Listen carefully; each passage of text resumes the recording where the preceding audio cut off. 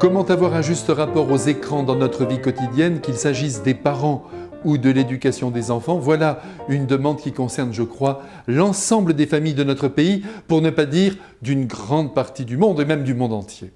Et je réponds bien volontiers sans prétendre faire le tour de la question. Tout d'abord, il faut se demander pourquoi sommes-nous sur la Terre? Ah, vaste question. Je réponds sans hésiter pour réaliser notre propre vie.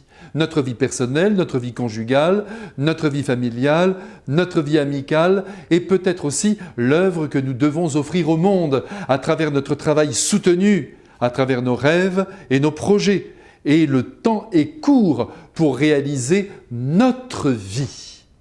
Attention, il n'y a aucun égoïsme derrière mes propos. Il ne s'agit pas de se désintéresser de la vie des autres, mais bien plutôt de ne pas perdre son temps en vivant celle des autres à travers la médiation des écrans. En soi, ces derniers ne sont pas mauvais, mais ils n'ont pas le droit de dévorer notre temps de liberté en aiguisant notre belle curiosité.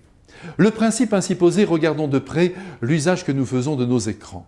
D'abord, le téléphone. C'est un bon compagnon, très utile, je le reconnais.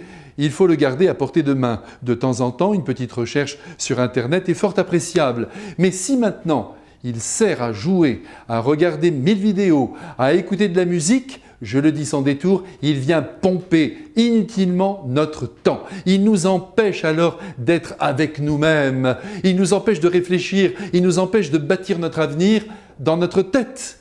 Il nous envoie 1000 nouvelles du monde entier dont nous n'avons rien à faire. Tenez, celle de Benalla, cette affaire qui envahit les réseaux sociaux, n'aurait jamais dû nous capter comme elle l'a fait.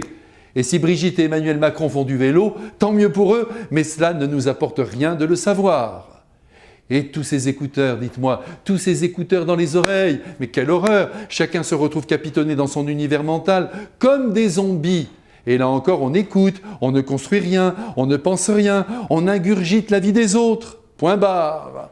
Quant aux autres écrans, utilisons-les à bon escient, pour lire son courrier, pour regarder un bon film, ou voir un beau documentaire, pour écouter une conférence ou une homélie, pourquoi pas. Mais là encore, rappelons que c'est notre propre vie qui compte et qui doit se construire, et pour cela, il lui faut du temps et du silence, bien sûr. À bientôt.